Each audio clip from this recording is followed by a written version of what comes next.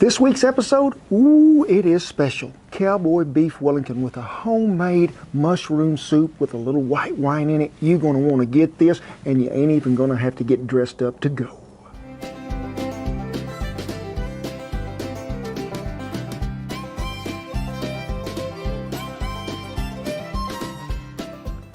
Hey, thank y'all for stopping by the barn today for another episode of Cowboy Cooking. But today we are so fortunate that we can come together with a fine group of people here at Knife Aid who sponsored this video. And we're going to give you some more information about these folks. They are a mail-in deal that you can stick your knives in there, send them off to the mail, and get them sharp. They'll get right back to you on Pony Express. And anything you need to know, as always, will be listed in the little description for the recipe and everything that we use here in this video. So let's get started and let's talk about this beef Wellington. You want to? Now, the Duke of Wellington, he won a big victory. He did. What was it? The victory at Waterloo, Waterloo. Where were you at Waterloo? He was the winner. And he brought home, and man, they thinking, man, we have got to celebrate this grand occasion. So they fixed him this little pastry deal with beef included in the inside, and it was called what? Let me guess. What? What is it, Shane? Guess. Beef Wellington? Beef Wellington. And today we're using 2 6-ounce fillets that are certified Angus beef, and they've been aged about 28 days, maybe a little longer because I had them in an ice box. Just wait for this deal. My mouth has been watered. Well, you can see we've got the burner lit over here under the Stargazer on about medium heat. Let's take about a tablespoon of olive oil and just splash in there, which is about that much because we need a little lubrication to go in there so these things will be just right. What are we going to season these with? What do y'all expect? Red River Ranch Original, yes. And a piece of meat like this, you need to coat very well, sides, top, bottom, everywhere. Now, I took these out about 30 minutes ahead of time to let them warm up a little. Just make sure everybody's got some of that love on it. Now, y'all have seen me use lime juice in the past to tenderize meat because it is a natural tenderizer. But folks, this is a fillet. It don't need no help, I promise you that.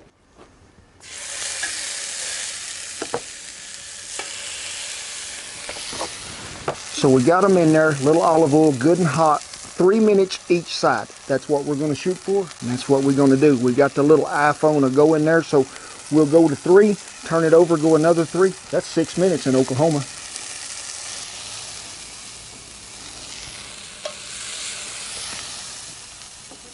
Well, 3 minutes one side, 3 minutes the next. Bring them over here and let them rest. Now, some of you might be thinking, well, I could have had my dough made that we're going to use and then set them right in there. No, you'll overcook that if you bring these out here hot and then put them in a dough and then back in the hot oven. You're going to let these things cool off a little, and we're going to let them cool while we make our little mushroom sauce that goes on them, so stick around. Now, in that exact same skillet that we pulled them 2 fillets out of, you see we got this good stuff that's already down in here in it. We're going to add another tablespoon of olive oil, 2 tablespoons of butter. So our butter has melted good. It has mixed with that olive oil. Some diced onion, some mushrooms, and you can use whatever brand you want.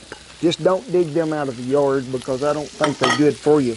Now we're just going to brown these in this butter and olive oil till them onions and them mushrooms get good and soft and tender. Let's go ahead and pour them 2 garlic cloves in there, and them was honking big ones they was, minced up pretty nice. Go ahead and stir them around, and when you get it mixed well, I want you to then take a tablespoon and a half of all-purpose flour, sprinkle it all the way around because we need to thicken that up. And we're going to cook this till it sort of reduces down there and gets everybody covered well. So you can see things is happening just right. They are. Things have browned. That flour has got a good coating on everybody. So we're going to add us a half a cup of that peanut grigio, 1/4 of a cup of heavy cream. I wish y'all was here because the aroma coming off of that, it ain't doing nothing but just speaking to me like saying, Now, right now is a good time to what I'd be calling, we're just going to let this go till it thickens, and we just want to simmer. It ain't going to take long. We're going to turn that down on low. When you got it to that point right there, and that's what I call thick enough to deal with, I got me about 3 of them little thyme sprigs, and I just want to rake some of that over there because to me, thyme brings such a great flavor to beef and also to a good mushroom soup. This dog will hunt, and it is a done deal. So let's take him off the burner. Now, a lot of folks will be telling you, you gotta use a puffed pastry dough. Have y'all ever made that stuff? I have. You get the dough right, you put it in there and you mash it, fold it up in a square, put it in an ice box, let it set long, get it come back out. You do this over and over again till you got arthritis in your hands and you can't bend your elbows. That way you can't do the macaroni dance like we did last week. So what are we gonna use? You know the Cowboy was gonna throw Oklahoma twist in there. We're gonna use some canned biscuits. And what do you call these kind of biscuits? Anybody know? Shan, you know what you call them? Whack'ems. Whack'ems. That's what they are for sure. Now, I have done this with crescent rolls, but they don't hold up as well to me, so I have done it with sourdough, but I really like the way these old grand biscuits come out. And guess what? I didn't have to make no dough. You're going to need to put 2 of these together. So we can get her sort of to go in here. We'll just go ahead and do this with our thumbs and fingers for a minute to where we can get it sort of in this capacity, because we need to make about a 7-inch circle if we can. Get your little flour both sides. Get your rolling pin, go to work. You want to turn them over every once in a while, sort of like making a flour tortilla. They'll roll out better and won't shrink back as fast. Now, I like to go ahead and just take me about a spoonful of this and spread it down here, because I'd hate for the bottom not to see none of this love. And then just nestle this creature right down in there with it.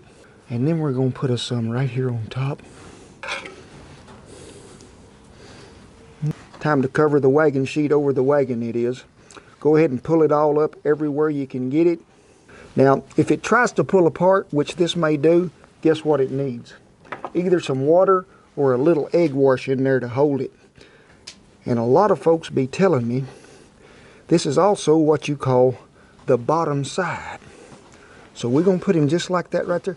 The cooking vessel today I'm going to cook it in is a 12-inch Dutch oven. Now, if you was cooking this in the house, you would have already preheated that oven to 425 degrees, and you want to put this in a big enough casserole dish or piece of cast iron that it don't be binding together nowhere. Now we're ready to go, but we're going to give this just a little coating of butter. And let's just set him right in here ever so gently. You can see he's got some room on each side, and we'll put the other little partner right in here with him. Now, what would a fancy dinner be if we didn't try to get fancy? Now, you notice I am not wearing you can't get full on fancy apron today, because I'm fitting to dress these up. I'm going to impress Shan and the Beagle. There's plenty of them biscuits in that can, so we're going to decorate the trop like it's a Christmas ball. We are. Look good, don't they? So we're going to put them over here on a tall trivet. Really light coals underneath, light coals on top, because we're just going to cook this till it browns and warms throughout. Let all that mushroom goodness get with that filet, and we are going to eat some fine dining. Well, you see me loaded up pretty light around the bottom, pretty light on top. Now, we're sitting on a trivet, probably about a 5.5-inch trivet we are. That's one way that you can regulate your heat. You can always adjust your trivet height, shorter or taller. Now, where did we get them coals? I know a lot of you ain't got no Bertha, and Bertha's in the barn taking a nap, so we drug the wash tub up. But I don't want to be burning this old asphalt that's under here, and you might not want to be blistering your concrete. Set it on some bricks or something that you can raise it up off the ground. Put you some hardwood lump in there, and then you can start it. You won't blister a thing. Now, this is more like cooking a biscuit in a way, because we're going to brown the bottom of that, get that crust all the way around on the top, sides, and everywhere. It will heat through back up there to where that filet is and that sauce, and it'll be fine dining. So we're going to just keep an eye on it. We will have to rotate the lid one way, bottom the other, because we do have just a little breeze.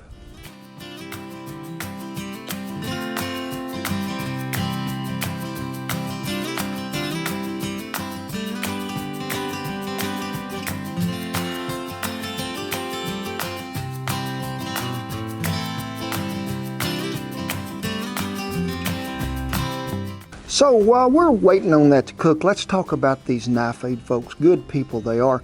You get to thinking, oh, I've heard that name. Well, they was on Shark Tank not too long ago. Did y'all see that episode? This company has made sharpening knives easy. I'd send them this old handmade paring knife because that thing is so hard to get an edge on. An old stainless steel knife that I use as much as anything. A good boning knife. I always liked this little short chef knife, but I broke the point off of it long time ago. Now, I've been sharpening knives a long time, and I can put an edge on a knife. but I get dents and I get dings in them. The thing that I really love about these people is they took care of all that. I sent it to them, it come back just like it was factory. I mean, I couldn't even tell it had ever been broke. That's what is so good about this company. They'll sharpen them, they'll do repairs. You'll be thinking they're brand new time they got back to you, and it don't take long for this to happen. It's not a membership deal. You can use it once, never use it again. You ain't got to pay no dues to be able to send all this in. That is so helpful. Say you're just a home cook and you ain't for sure about how to get that precise angle on that edge, or maybe you messed it up. You can send it in, they will fix it. There was a time in my life that I was going away from home and my mother had arthritis pretty bad in one hand and she couldn't sharpen a knife real good.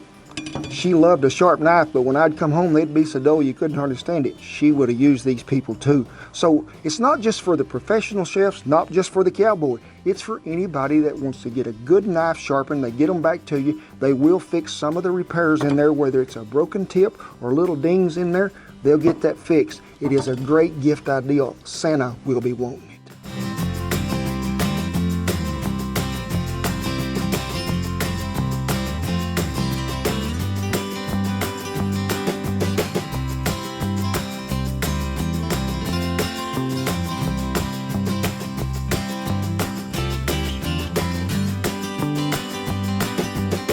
Well, it is a done deal, it is. You can see by looking at this thing, it is done all the way around. We don't want this to be so crispy. I want it to have a little bit of that doughy texture to it, so when we cut in there, everything will be good.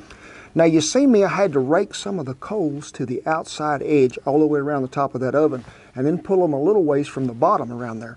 This is sort of hard to cook because we're really pretty close to that lid as we were getting up there with all this big massive amount of dough that we got on there.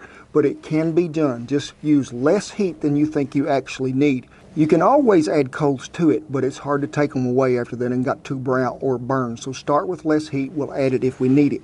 You see me also reach in there with that fork and pull that edge up to where I could sort of see that browning. But really that is by touch too. I could tell that that was getting firm enough that we was going to be done.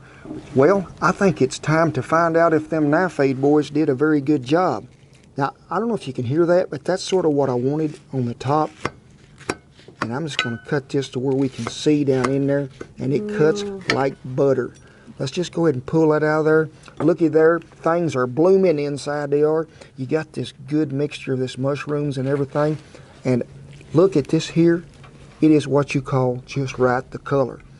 I've been getting chastised for not letting the Big eat first. Where you at, Big? There you go, buddy. How many tail wags for some beef Wellington? Quite a few, I hope. Oh yeah, that's a good one. So now it's time for your old dad to have a bite. Are you going to do the Duke of Wellington dance? I'm going to do the Duke of Wellington. Last time I ate beef, y'all see me do some of these. Now I'm going to do some of these. Whoa. If you was at one of them 5-star Michelin tire diners, is that what they're called, Shan? Michelin tires? We didn't kick the tires. This is 5-star dining right here. Ain't it big? But folks, that there mushroom soup is the star of this deal. Now, whether it's a special occasion or you just want to eat some really good beef, this is what it's all about. This is something that I guarantee you will warm your heart and soul. And I want to thank everybody at the Knife Aid. What, did you see that? Big says, this is fine dining, Dad. I'd like to say a special thank you to the folks at Knife Aid and for supporting and sponsoring us on this video. That way we can share great content with y'all. That's what it's about. Just remember now, check the folks out there at Knife Aid. The little promo code and the link, all of that will be down there below. I tip my hat, and I want to thank all our veterans and servicemen and women who have kept that old flag flying wherever me and Shan at, keeping it free and this country safe. I salute them, I do. Share, like, and subscribe. And remember this, we don't judge folks, we feed them. God bless you each and every one, and I'll see you down the Duke of Beef Wellington Trail.